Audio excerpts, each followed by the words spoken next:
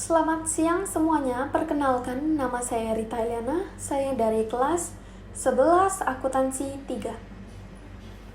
Hari ini saya akan menjelaskan mengenai praktikum akuntansi lembaga instansi pemerintah. Yang pertama mengenai definisi sektor publik.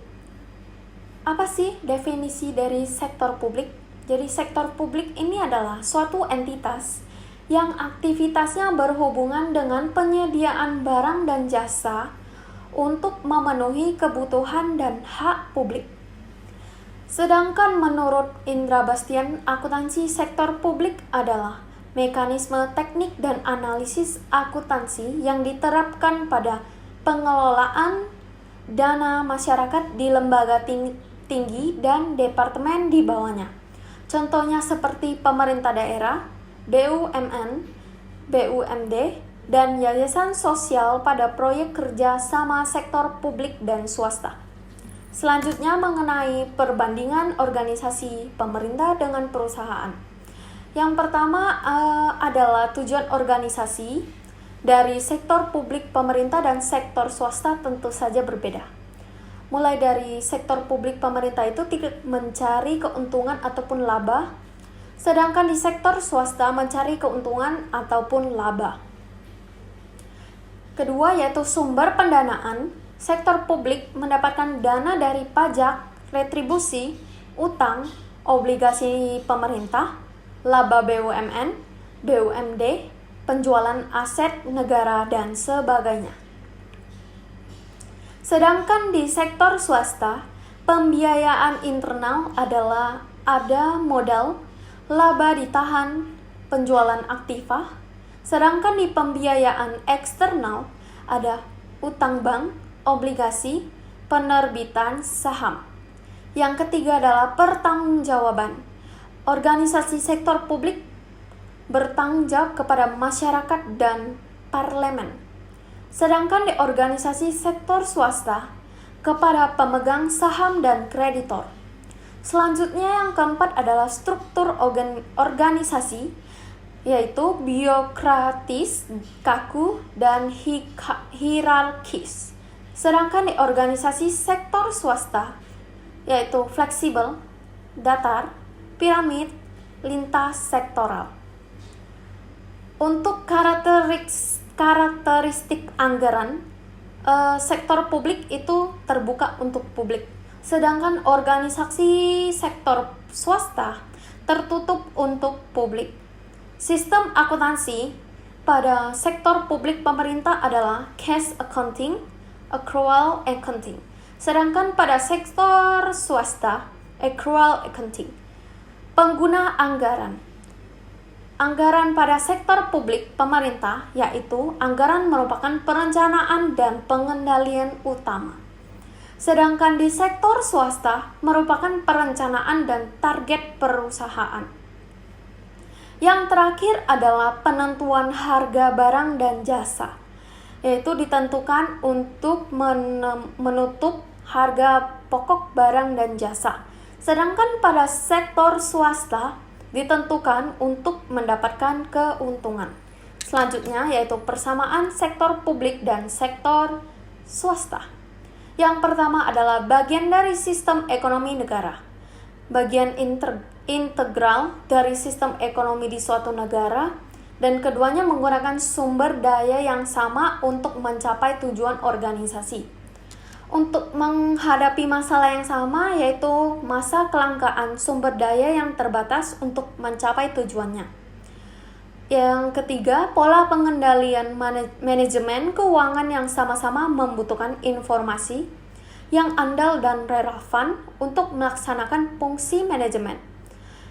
Yang keempat adalah menghasilkan produk yang sama-sama bergerak di bidang transportasi masa pendidikan, kesehatan, penyediaan energi, dan sebagainya.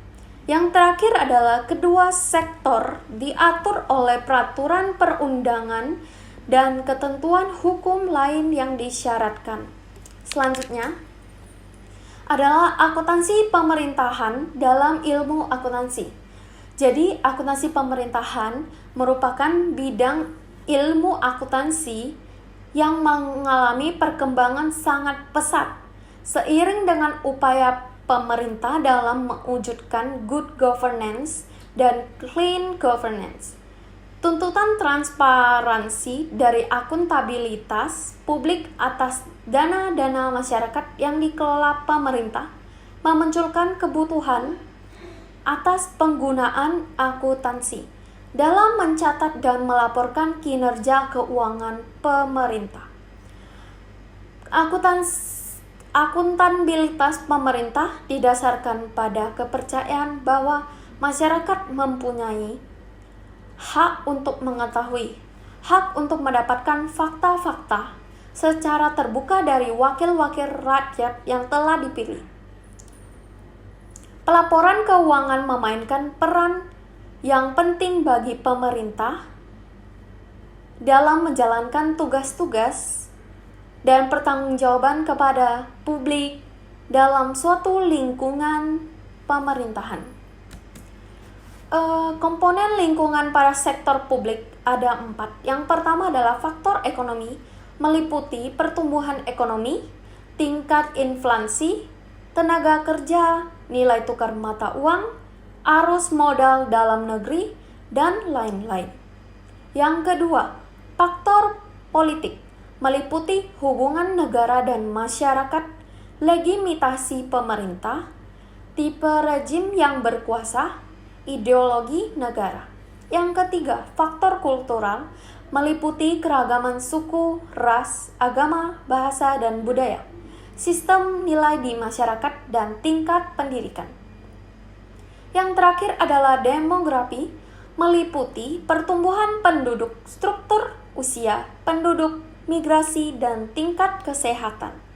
Selanjutnya, yaitu tujuan dari akuntansi pemerintahan. Tujuan akuntansi pemerintahan sebenarnya sama saja dengan akuntansi swasta, yaitu memiliki akuntabilitas, manajerial, dan pengawasan. Jadi itulah tujuan-tujuan dari akuntansi pemerintahan. Selanjutnya, karakteristik akuntansi pemerintahan. Yang pertama, pemerintah mencatat anggaran pada saat anggaran tersebut dibukukan. Yang kedua, pemerintah tidak berorientasi pada keuntungan sehingga dalam akuntansi pemerintah tidak ada laporan laba dan treatment akuntansi yang berhubungan dengannya. Dalam akuntansi pemerintahan, sangat mungkin menggunakan lebih dari satu jenis dana. Lalu, akuntansi pemerintahan sifatnya kaku karena sangat bergantung dengan peraturan perundang-undangan. Akuntansi pemerintahan akan membukukan pengeluaran modal. Akuntansi pemerintahan tidak membutuhkan perkiraan modal atau laba yang ditahan dalam neraca. Selanjutnya adalah prinsip-prinsip akuntansi pemerintah. Yang pertama ada basis akuntansi, kedua adalah prinsip nilai historis, yang ketiga adalah prinsip realisasi, yang keempat adalah prinsip substansi mengguli bentuk formal. Yang kelima adalah prinsip periodisitas. Yang keenam adalah prinsip konsistensi. Yang ketujuh adalah prinsip pengungkapan lengkap. Yang kedelapan adalah prinsip penyajian wajar. Selanjutnya adalah asumsi kemandirian entitas. Jadi asumsi kemandirian entitas ini, setiap unit mempunyai kewajiban untuk menyajikan laporan keuangan sehingga tidak terjadi kekacauan antar unit indikasi pemerintah dalam pelaporan keuangan. Lalu diasumsi kesinambungan entitas bahwa entitas pelaporan akan berlanjut keberadaannya. Yang ketiga adalah asumsi terukuran dalam satuan uang. Laporan keuangan entitas harus menyajikan setiap kegiatan yang diasumsikan dapat dinilai dengan satuan uang. Selanjutnya adalah karakteristik dari kualitatif laporan keuangan. Ada 4, terdiri dari relevan, andal, dapat dibandingkan, dan dapat dipahami.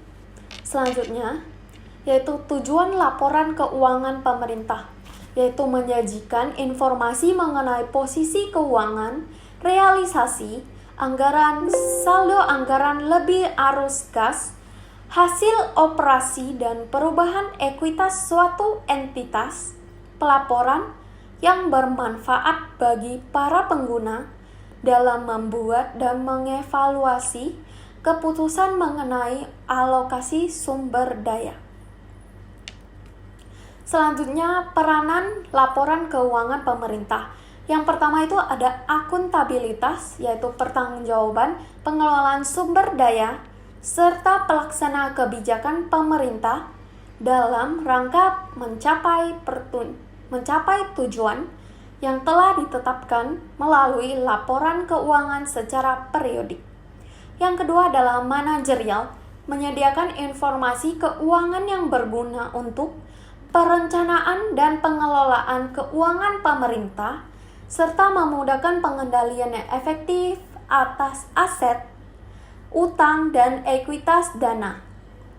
Yang ketiga adalah transparansi, menyediakan informasi keuangan yang terbuka bagi masyarakat dalam rangka mewujudkan penyelenggaraan pemerintah yang baik. Yang keempat adalah keseimbangan antar generasi, yaitu memberikan informasi mengenai kecukupan penerimaan pemerintah. Selanjutnya, evaluasi kinerja entitas laporan terutama dalam penggunaan sumber daya ekonomi. Lalu selanjutnya adalah sistem pembukuan. Bagaimana cara menyajikan laporan keuangan dalam sistem pembukuan di akuntansi pemerintahan ini, yaitu terdapat dua, yaitu yang pertama adalah sistem pembukuan tunggal, yaitu di mana sistem pembukuan tunggal ini sangat sederhana, hanya memiliki beberapa transaksi dengan satu kali saja pembukuan. Sistem ini tidak bergantung pada debit ataupun kredit. Sedangkan di sistem pembukuan pasangan, sistem pembukuan yang mencatat setiap transaksi bisnis dicatat setidaknya 2 akun. Tiap pencatatan jumlah debit sama dengan jumlah kredit, jadi harus balance. Mungkin hanya sekedar informasi yang dapat saya sampaikan. Bila ada kesalahan kata-kata, saya memohon maaf sebesar-besarnya. Terima kasih telah memperhatikan video ini. Semoga bermanfaat.